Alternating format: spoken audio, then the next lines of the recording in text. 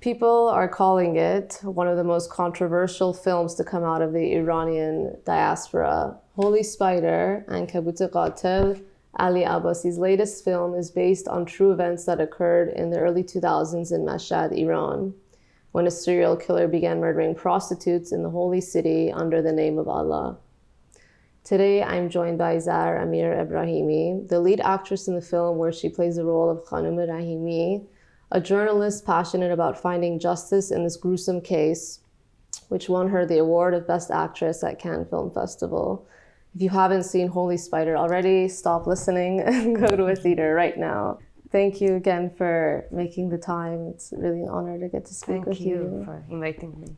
Of course, of course. One of the impressions that I'm left with from the closing of the film is the scene where your character goes and interviews the killer's family, which is nearly identical to the 2003 documentary And Along Came a Spider. And we see Saeed's family in all of their fanaticism, defending the honor of their father with such confidence. His young son, even smiling, goes on to demonstrate on his little sister, she's 5 years old, how the father murdered these women. And they say that his hands are clean and that these women needed to be removed. How did the reality of this scene affect you? Yeah, interesting question. I think I had always this question with myself to interpret Rahimi, the journalist, that, where is the limit of, because, as a journalist, always you have to keep your distance from the subject or the story you're working on or investigating. But in this movie, I had always, I think I brought my questions somehow into the movie. Especially in this scene with the wife, I was asking myself, who am I? Who is interviewing this woman? Is it just simple journalist? Is it someone like, am I a woman only? Am I that woman who was here 2 nights ago and was kind of in the hands of that killer, just, risking her life? How should I react to this woman when she's just defending her husband and she thinks that's all good, he did the best job he could, And that was really challenging for me to, interpret and just find the balance of being a journalist and being a human being, Do you think your real life character, like not your real, you, Zar, would you have responded differently as your own person? Because I wanted to just punch him. Even in the last scene where he's, before he gets executed and he says, oh, you could have been one of those women rotting. Yeah. Ali is really interesting as a director, and he works in a very special way with actors, and you have lots of space to improvise. So kind of, he doesn't shoot many takes, but even 3-4 takes, these takes are not the same. You start with the line you have in the script, and then you go further. You have time, you have your freedom, you have your space to just improvise, all actors. And then it's like every take, something comes out of you, something natural, something, you worked already on your character, you analyze it, okay. But then you have, when you are interpreting, when you are on the set, when you are just talking to your partner, you have some, you can bring everything out with this improvisation, just your feeling at that moment. And that's interesting because then, this is what I just found after after post-production, it's like that he put all these different takes together. So that helps even the characters, the actors to they become all very alive. And you have, I personally, I think as Rahimi, as the journalist, I find sometimes those nuance that an actor need, but in post-production, he helped us also to have it, And in that scene, there is a take that, he just told me, okay, now you are not anymore journalist. You are Zar. You are that woman who was here 2 nights ago. How did you react to this woman who is defending his husband, her husband? And this last, I say something in the end of this scene. I say, what do you say? I was here. I am like those women who were, who have been killed by by your husband. I was here also 2 nights ago, and that was really improvisation. So that's the moment that I just I just switched to my human being. I just forgot about the journalist, but she starts very professionally. She's asking her questions with good distance, and then all of a sudden, it's just there is a switch here, and she becomes a human being. And but during the shooting, on the set, all this just to find the balance, to find the good balance of everything. This is hard, but I think the way Ali worked with us and the way he put everything together just made everything, this much interesting that you see right now. It's actually a teamwork. No, it's very apparent. This aspect that you're telling me really added to this other layer of the ways in which it's been called an unfiltered movie. Exactly. And I've been just kind of enthralled by the whole story, and I did my own research of Saeed Hanoi, and I discovered that the last woman he murdered, her name was Zahra. And really? Yeah, and I found that so uncanny. Because where did you see that? Oh my God, I could send it to you after this. Yes, please. I went on a rabbit hole, and I found this so uncanny because in that scene, I saw in an interview you said that you had improvised in that confrontation and you just blurred out your name. What aspects of That's amazing. Right? I feel like there's like, this movie is so how did you draw from your own life experiences to bring this character to life?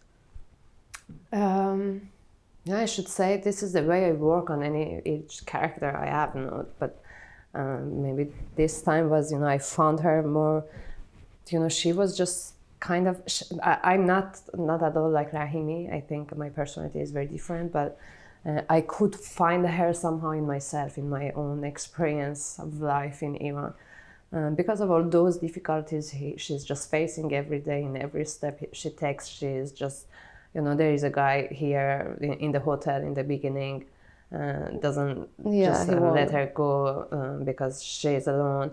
Then the colleagues, then, even the victim's family, then the authority, that guy, the officer, the judge. And I think that's the, somehow that's our life in Iran. I grew up in Iran. I just left Iran when I was 25, 6. And I know this system. I know this, all these difficulties. I know, I was dealing with all these every day. At some point when you live there, you think, okay, this is my normal life. But when you have your distance and then you look at yourself from outside, and I had 15 years to do this, to just, look at myself at that time. And you just ask yourself, why did I think that this is normal? That, just put this scarf and you go to the street, but everyone can just say something to you. Those assaults, those harassments, they are just, we had many, I personally has been like, how many times? 100 times. People in taxi, in public taxi or in the street, men, they tried to touch me, to just harass me, to say something bad to me, only because of, I don't know, maybe because I have a baby face, like well, you're very nice beautiful. Girl, I have had, to say something.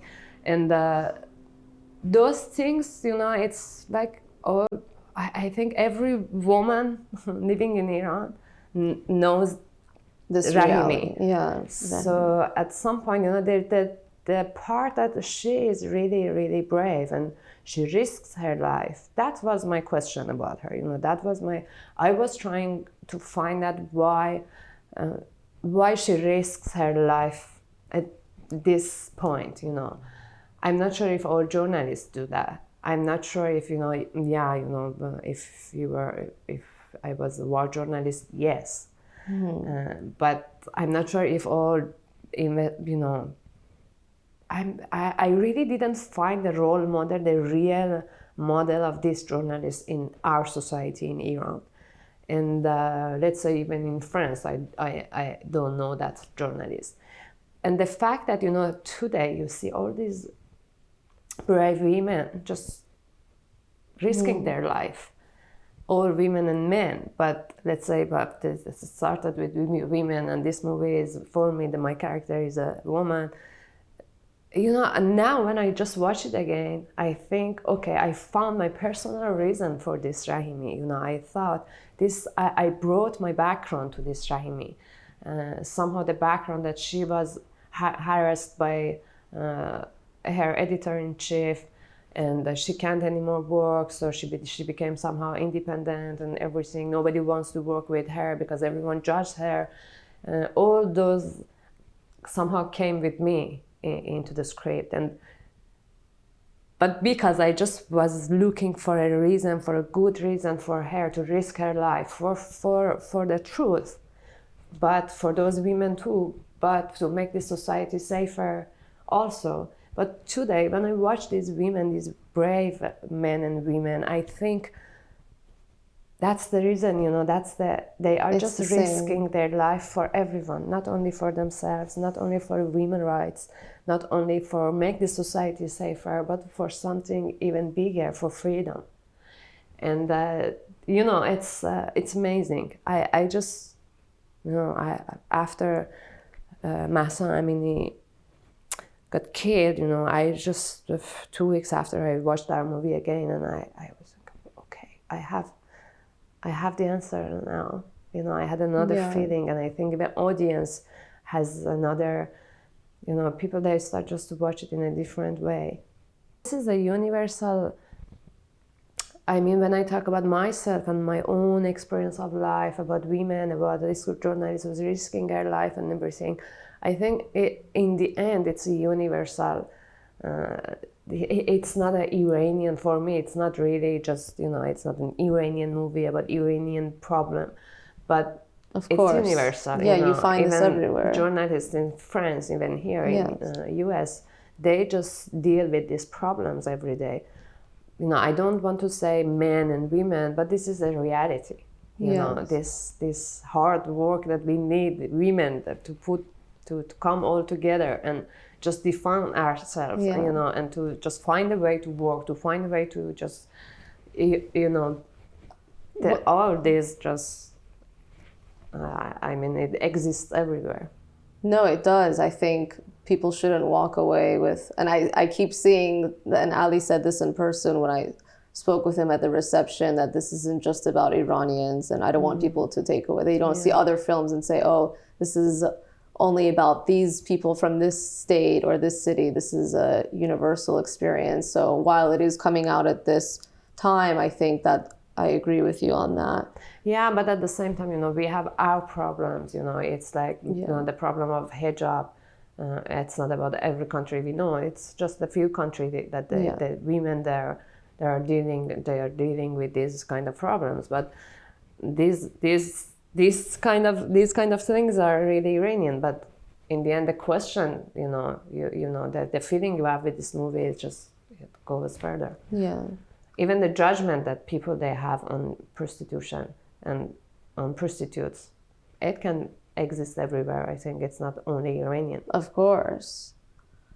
But that to answer more clear your question about Zahra and that scene, it was, I just found somehow Rahimi in myself, in my own experience of life in Iran. As Zar, who had a very unique story, my last year in Iran was a very, tense year, and I passed many difficulties. I had a big story with authority, with people, with colleagues, with society. So I just brought it to the character, but very naturally, very smoothly. I didn't really. No, it was natural. Did an effort to just find it. She was in me.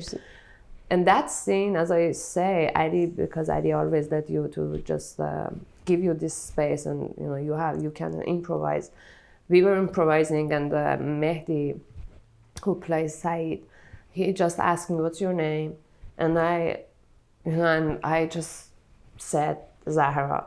At that moment, I just want to explain how I use my own experience or my own things to put into Rahimi. That moment this just came out of me, like Zahra. And I was just thinking, those prostitutes, those sex workers, they've been judged exactly in the way that I have been judged for years and years with Iranian, from Iranian society, from their part, from people, from my colleague. And that's why I just felt I have to say Zahra. I have to make connection with these with sex workers and these victims. We all kind of victims of this mindset and this kind of system, No, it was very smooth, It just... No, I mean, I feel this so special to be hearing about the way that unfolded. That's really incredible. And we're talking about risks and taking risks. You were originally the casting director, and as the lead actress dropped out, days before filming or something like that, you come in. Can you tell me about why you weren't scared or intimidated to take on this role? No, because I think I made my mind years ago. Anyway, when I left Iran, I knew that I won't be back till this system changes. Yeah, and so. But honestly, I think the first years of exile for everyone, especially us as Iranians, because you are very attached to your culture, and even if those people they destroyed my life, even if I had, I suffered from that society. I'm suffering still, yet I didn't really solve my problem with our culture, with our problems there, but I had always this wish, and I always hope that one day I can get back there and I can work there, and I can help even my people to just, to have progress, to just go on, to move on, to learn from each other. And if I was kind of, if I suffered from something, but I can talk about it with people, I can make it, you put a light on some question, and then you bring it up, and if people they just start to become open, so then we can talk about all these problems, and this is how we can just look at ourselves in a mirror and trying to be better person, So I mean, for years and years I was thinking, maybe I can somehow get back, maybe I can continue working with Iranians. At least I had this wish. But, after 5-6 years, I thought, even for the security of my friends and family, I was always kind of between two worlds. I couldn't really choose those projects that I wanted to do in Europe because I was scared. How would it be then for my family in terms of security? How people, they judge me. If I can, if there is 10% chance to go back, if I do this movie, what happens, But I mean, and I see many other friends who just move from Iran and just, they feel lost for years, for 2-3 years at least. And I think, and you need at some point to just put your fear away and try to understand that you are just living in another world, and you can just share two words these two different worlds, you know. And I think many of us, we just one day we decide to just put this fear away and not anymore think about Iran and, you know, the problem you could have there or your family. And but you need the support of your family and your friends, you know. You always need to hear that. Go on, Zar. Yeah. Move on, you know. Don't give up. Go. Think about yourself. Think about the best way you can just, you know, work, and the best way you can make this world different, you know. Just don't keep your fears. Just another thought about Saeed's family and the hope of having more conversations. Do you think there's a way to get through to people like them? You know, they already somehow responded. You know? Oh, really? After Cannes, they didn't even let me to enjoy my award for a day. I mean, I enjoyed it. They can, you know, but the fact that this movie exists and that award came, you know, went to someone like me, for them, that's just unacceptable. You know, they didn't want us to make a movie about Mashhad, about this holy city. They didn't want us to make a movie about this serial killer. This serial killer was a person of Abbasi, you know. We don't say it in this movie. It's not obvious for everyone. But he was someone from Abbasi. Who is Abbasi? Those guys who are killing people right now. And you know, the guy who thinks that he just the God just sent him to kill people, to kill prostitutes, to cleanse the city, and you know, this ideology, this fanaticism, this fanaticism. This is what it is. I think that's why they really didn't like it. They didn't even watch it, and the Minister of Culture, Iranian minister, he just right after that ceremony in Cannes, he said, the people who worked on this project, they have to be punished. This project is in the same direction as Salman Rushdie's direction, you know. And you know what, which is funny, because they didn't watch this movie. There was a journalist close to government who was there, only one, and he reported about the movie. And I think because this movie is one of those, I think we all tried all these years in diaspora cinema just to make a message. Yeah, but to make our Iranian movies more and more close to reality, alive, you know, without all those authentic problems. And this movie for me is very special because I feel this is the first time everything works. You know, you in terms of accent, in terms of body language, location, costume, makeup, everything, even the light in the city, you know. And that's why I think they just found that, okay, they were just practicing all these years, and now there is a strong and powerful Iranian cinema outside. And if we don't let these people, these filmmakers, make their movies here, they can go and do it in any other place in this world. You know, we shot this movie in Jordan, and you can't even believe it, that it's not Mashhad. Everything is really, you know. Yeah. Right. And so I think that they just got the message.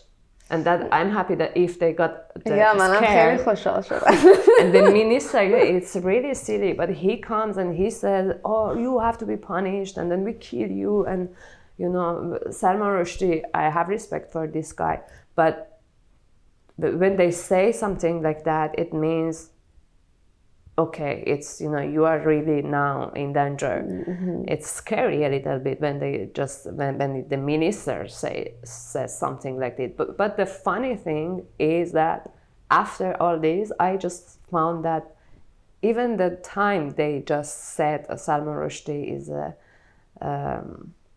satanic. And even at that time, they didn't read his book.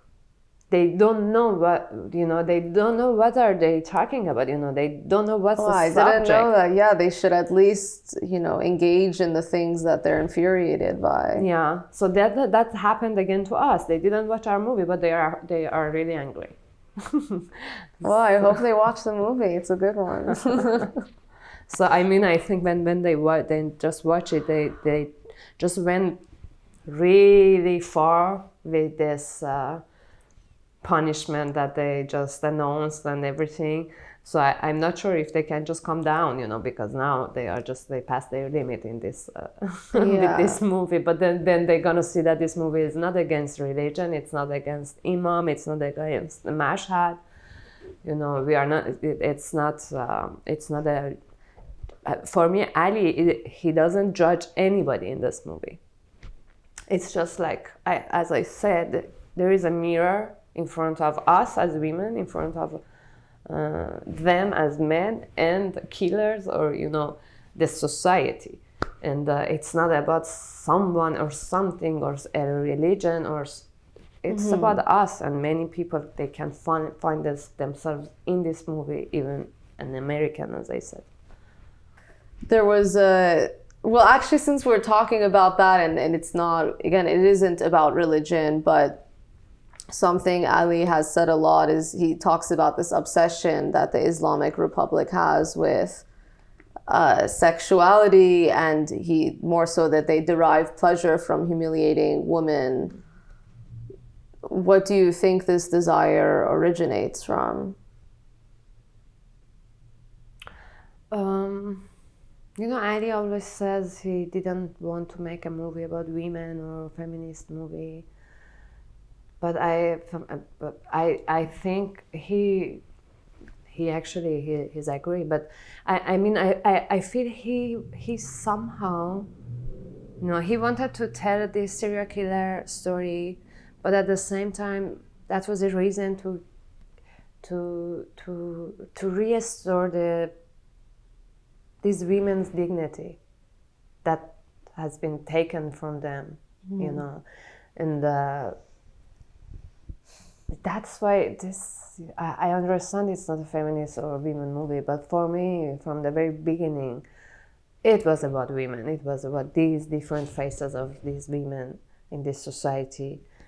And I think he just watched, all these, even prostitutes, the sex workers in the movie, they are individuals, they are persons. They are not prostitutes for Ali. And the way he looks, the way he feels them, they have their personality. That's between, we are just making a movie, we don't have that much time. Sometimes it's very hard to put everything together, find the good dose of everything. Because sometimes you can't go really to inside of their house, every prostitute we have in this movie. So with the first one, we see her life a little bit more than the other ones as an example, but any other prostitute we find in this movie, they have their own personalities. There is this scene in the film where Rahimi is talking to her peer and saying, why don't the police hire some prostitutes and maybe they can catch the killer? And he says, are you crazy? What world that police will cooperate with the prostitutes? And ironically, in real life, that is how he was captured. And so what do you make of that? And also, do you think that his execution was for political reasons, or do you really think there was a moral concern from the clerics? That's, I think, I'm not sure. The problem with this government is that it's related to just both questions. You can't trust them. Yeah, they say, that was not cooperate between these prostitute and the police. They captured this prostitute and they found that this prostitute, she was somewhere last night and she managed to just go away, and the guy was suspicious. This is the prostitute, this is, it happens after capturing this prostitute. this prostitute, she was staying in the street and they come and they capture her. So it wasn't. It's not like the cooperation Wow. between. I am not sure. Okay, I don't okay, think so. okay. This is from my research. But you know, the problem is exactly. But you can't trust anything written in those papers in Iran because there is always control. You know, if there is something honest and without any filter, they're gonna close that journal or that newspaper. You know, so it's always just the news comes after many filtering and censorship. So that's I'm not sure, but this is a story. Everyone says that the prostitute actually, that girl, she talked about this guy and they went to his. But that's also weird because, you know, I don't know at when finally they decided to capture this guy. This is a big question for all of us still, you know, even today. I was living those years in Iran. I remember very well this story. And I remember people, they were wondering why the government, they just doesn't find him, how they can't find him. You know, if I don't know, if I drink some alcohol, if I do a party at my house, if I don't know, if I call someone suspicious, they find me in a second. How they can't find a killer in a holy city who was very sloppy in a year, and how he can manage to kill 16 women. We are not talking about one or two. We are not talking about 1 or 2 months. It's about a year and 16 victims.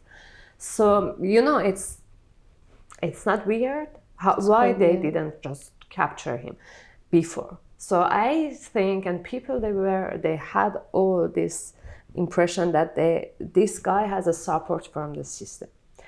But then we are talking about a very complicated system.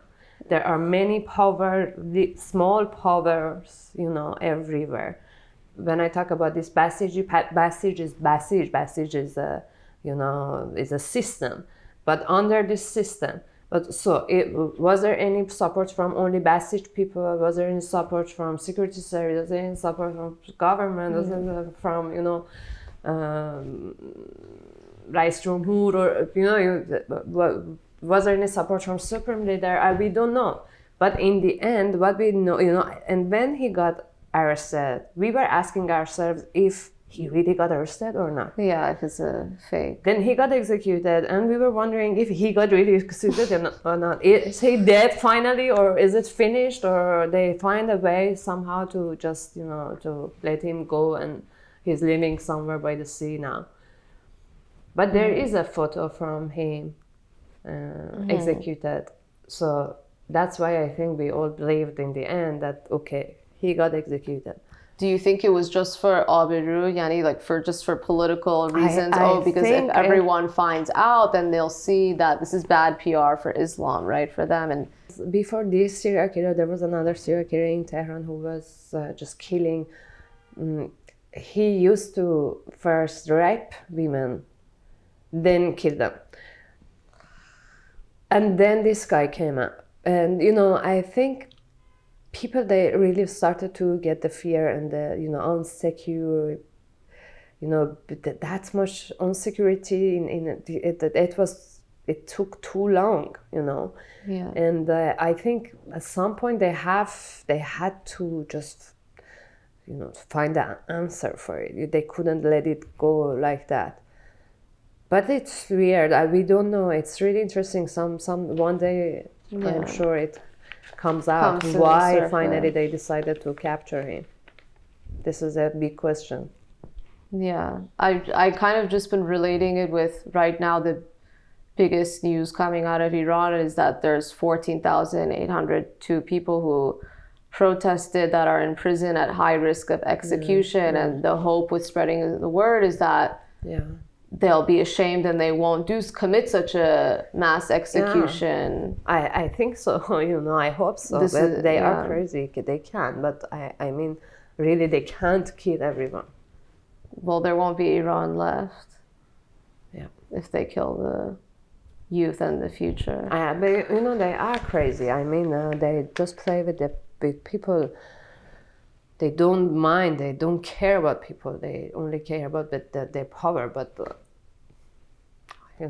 I say they can't, but I feel they can, because they are just losing their power, they are just losing their wonderful life in Iran. They just, they can. Why not? Because they are, that if you read about the dictatorship in history, the last days, they just, catch everything they can. They bring everyone with them. So, they just, if they go down, they want to just take everyone with themselves. So. Well, the martyrdom, which is we see that in the movie, Saeed's obsession with being a martyr and sacrificing. Well, as we close up the interview, I want to ask you this final question in Persian. که از این فیلمی که توش بازی کردین چی دوست دارین که مردم از این درک کرده باشن؟ خیلی فیلم سختیه، خیلی فیلم هیچ وقت نمیدونم قبل از اینکه فیلم رو پیشنهاد بدم و یعنی وقتی که توی مثلا سکرینینگ ها نمیدونم باید چی بگم، نمیدونم نمیشه گفت. امیدوارم لذت ببرین. دیشب یه چیز خوب پیدا کردم که میشه گفت امیدوارم از فیلمی که نمیتونین از لذت نبردن از این فیلم لذت ببرید. ولی واقعیت اینه که همیشه فکر کردم از روز اول در کن فکر کردم من دلم میخواد این فیلم واقعا آدم رو شوکه کنه و تکونشون بده و حسای مختلف رو با این فیلم تجربه کنن، حسایی که معمولا ما از فیلم های ایرانی نمیتونیم بگیریم به خاطر محدودیت هایی که فیلم های ایرانی همیشه داشتن، حالا چه در داخل ایران چه خارج از ایران. و این فیلم برای من یه دفعه مخلوطیه، کامبینیشنی از حسای خیلی مختلف در ارتباط با بدن آدم ها، در ارتباط با مرگ آدم ها، در ارتباط با سکس، در ارتباط با پرستیتوشن، در ارتباط با مذهب، در ارتباط با ایده های ایدئولوژیک و اگزاجره. بعدم نمیاد که آدم ها شوکه بشن، بترسن و ممکنه خیلی هم خوششون نیاد، احساس ناراحتی بکنن در تمام اون 2 ساعت. دیدم من آدم که دیگه نمیتونم میان بیرون، ولی به نظرم دارم فیلم باشون بمونه برای چند روز. مرسی. بر جنسم ولی دیگه Thank you. No, خیلی ممنون. I hope so, and I hope eventually this film will be shown in Iran. مرسی. One day. Yeah, they're gonna find the way to watch it. Yes. Soon.